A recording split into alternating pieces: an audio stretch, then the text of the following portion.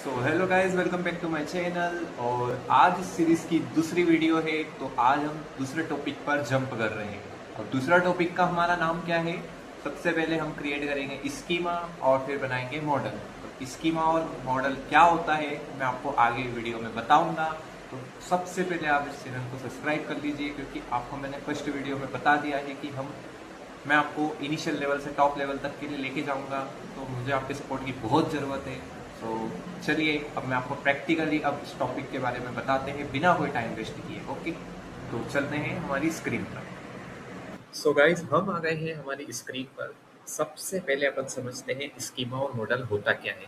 अब हमको कोडिंग करने से पहले थ्योरी भी तो पता होना चाहिए कि हम एक्चुअल में करने क्या जा रहे हैं कोडिंग में। ठीक है, तो हम स्कीमा किस टाइप से क्रिएट करते हैं और मॉडल क्या होता है, ये सारी चीज़ें हम इस थ्योरी में थोड़ा सा देख लेते हैं। तो अब हम करते हैं यहाँ पर स्टार्ट।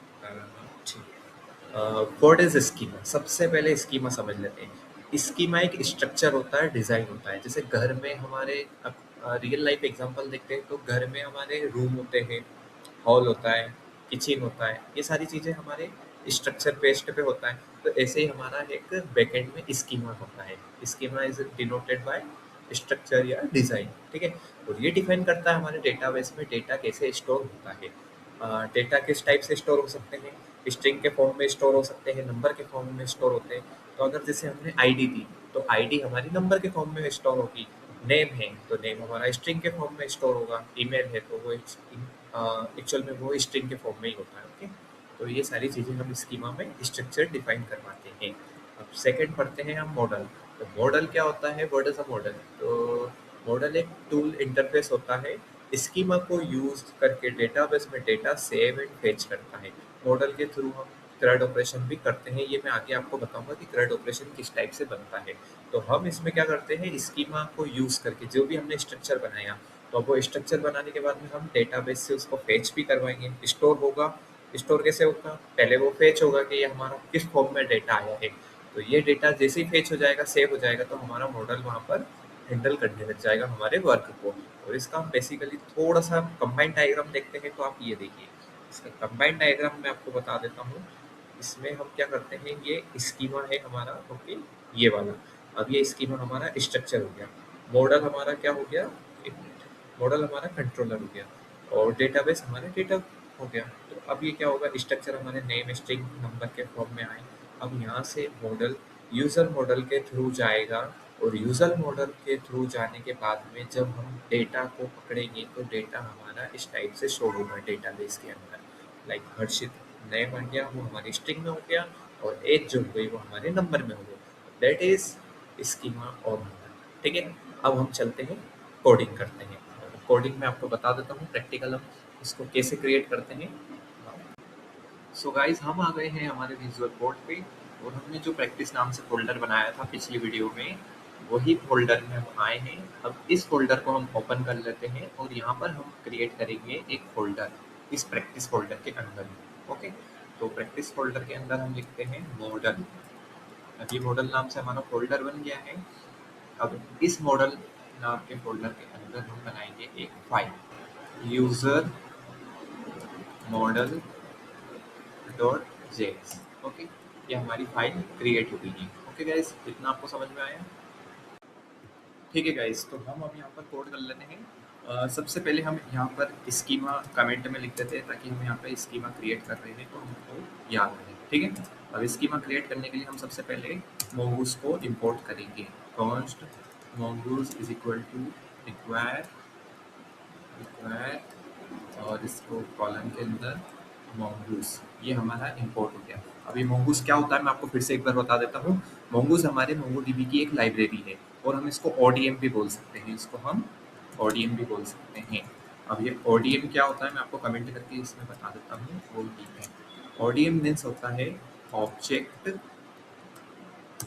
Data modelling. ठीक है, ऑब्जेक्ट डेटा मॉडलिंग, ये आपकी MongoDB की लाइब्रेरी है यहाँ। ठीक है, ध्यान रहेगा आपको। अब इसके बाद में हम यहाँ पर क्रिएट कर लेते हैं स्कीमा। कॉन्स्ट यूजर, एक कॉन्स्ट, हमेशा इसका ध्यान रखना, ये स्मॉल कैपिटल लेटर का बहुत प्रॉब्लम रहती है। तो कॉन्स्ट स्मॉल लेटर में हम लिखेंगे यहाँ पर। अब हम यहाँ पर क्रिएट करेंगे यूज़र स्कीमा, ये हमारा वेरिएबल है। अब न्यू स्कीमा क्रिएट कर रहे हैं, न्यू स्कीमा, न्यू mongoose। अब हमारा MongoDB से आएगा ये mongoose डॉट स्कीमा, यहाँ पर हम डिफाइन करेंगे। अब mongoose डॉट स्कीमा हमने क्यों लिखा है? mongoose एक MongoDB की लाइब्रेरी है। अब mongoose में जो भी हम डेटा स्ट्रक्चर देंगे वो स्कीमा से जाएगा हमारा, तो स्कीमा में अब हम फील्ड दे देंगे। जैसे एक नेम हो गया, अब नेम को हम नेम के अंदर हम क्या करेंगे, टाइप भी देंगे। अब नेम का टाइप जो होगा वो हमारा स्ट्रिंग में होगा, क्योंकि हमारा नेम स्ट्रिंग में लिखा रहेगा, ठीक है। और इसमें हम क्या करेंगे, एक चीज़ और दिखाता हूँ मैं आपको। टाइप स्ट्रिंग हो गया, और रिक्वायर्ड जो होगा हमारा उसको ट्रू करना जरूरी है, क्योंकि ये कहीं कहीं फिर बार बार MongoDB में प्रॉब्लम ना दे, इसलिए हम यहाँ पर लिखते हैं, ठीक है। अब रिक्वायर्ड हम यहाँ पर ट्रू कर देंगे, ठीक है। अब इसके बाद में नेम हो गया। अब यहाँ पर हम ईमेल भी दे देते हैं, ठीक है। ईमेल, ईमेल का टाइप भी क्या देंगे हम यहाँ पर, आपको मैंने शुरू में बताया था।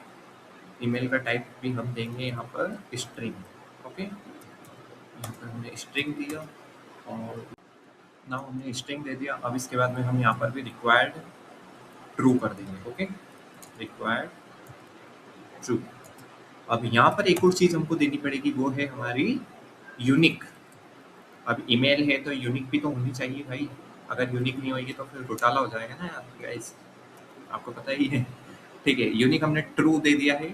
अब ये हमारी हमेशा एक यूनिक आईडी ही रहेगी, ठीक है। अब यहाँ पर एक और चीज़ हम देंगे, पासवर्ड, ठीक है गाइस। तो यहाँ पर पासवर्ड दिया हमने, पासवर्ड में हम टाइप देंगे स्ट्रिंग, स्ट्रिंग दिया, और सेव एज इट इज इधर भी यहाँ पर हमने रिक्वायर्ड ट्रू कर दिया, ठीक है। अब आपको इतना समझ में आया। अब हमने ये हमारा स्कीमा क्रिएट हो गया इतना, ये है हमारा टोटल स्कीमा। स्कीमा में मैंने आपको बता दिया है पूरा एक्चुअल में कि किसी किसी क्या सारी चीज़ें होती है। हमने पहले mongoose को किया, इंपोर्ट किया। इसके बाद में स्कीमा क्रिएट करने के बाद में हमने स्कीमा के स्ट्रक्चर को डिफाइन कर दिया कि हमारा नेम होना चाहिए, ईमेल होना चाहिए, पासवर्ड होना चाहिए, और उनके टाइप डिफाइन कर दिए, स्ट्रिंग होना चाहिए, स्ट्रिंग, ये भी सारी चीज़ें स्ट्रिंग होगी।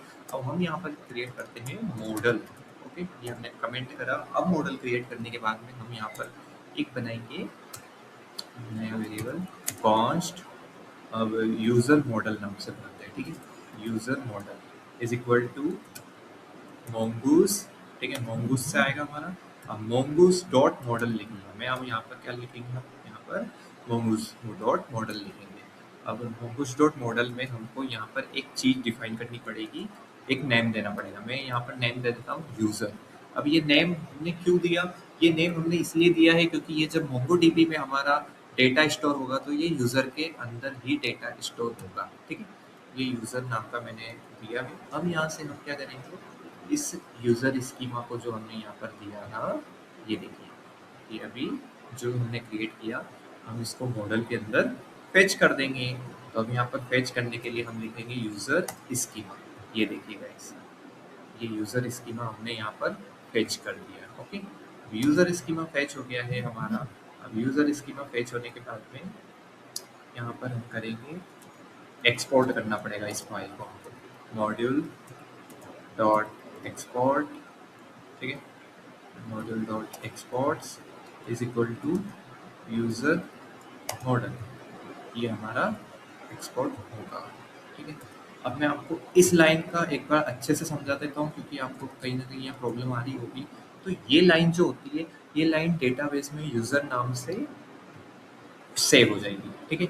ये हम यूज़र नाम से सेव करा रहे हैं हमारे MongoDB डेटाबेस में, और यूज़र नेम का रूल फॉलो करेगी। ये जो भी रहेगा हमारा जो यूज़र मॉडल है वो हमारे इस रूल को फॉलो करेगी। रूल कौन सा, हमने जो नेम, ईमेल, पासवर्ड, ये सारी चीज़ें जो दी है, तो ये हमारा स्कीमा क्रिएट हो गया है, और मॉडल से हमने इसको स्कीमा को फेच कर दिया। सो गाइज, आई होप आपको ये वीडियो पसंद आई हो, और मैं यही चाहता हूँ कि बस आप इसी एक्सप्लेनेशन के साथ मेरे साथ चलते रहिए, और मैं आपका बैकएंड को पूरा कवर अप करवा दूँगा। अगर आपको ये वीडियो पसंद आ रही हो तो प्लीज़ सब्सक्राइब कीजिए, और मुझे कमेंट करके बताइए अगर कुछ भी डाउट हो तो और मैं उस पर काम करूँ। सो थैंक यू गाइस, मिलते हैं नेक्स्ट वीडियो में।